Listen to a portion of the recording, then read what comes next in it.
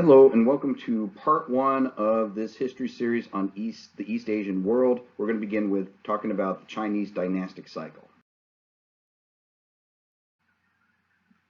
Now, throughout Chinese history, you see recurrences of this dynastic cycle where China will organize, it'll grow, it'll reach a peak of power. Once it reaches that peak, it will begin a series of decline, disorder, and eventually dissolution, only from that to have it recongeal and become a new dynasty will take hold and it'll rise to power again.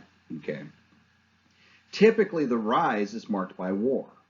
Right? You'll have wars in which the consolidation takes place. Once you get its peak in the immediate aftermath of reaching that peak due to war, during the times of peace is when you'll see the beginnings of decline.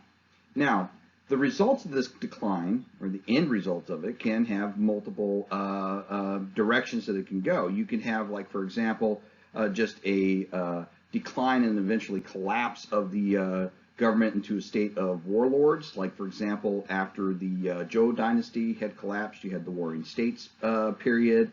Or for another example would be the Six Dynasties after the Han collapse, right?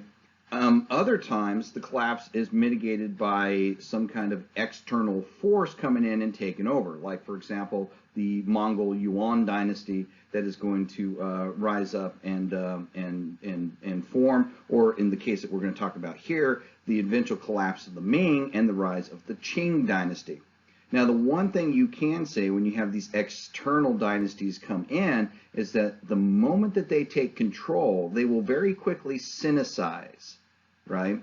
They'll sinicize. They will, in other words, they'll adopt Chinese culture. So even though they may be Mongols or people from the steppes, they will adopt the Chinese system.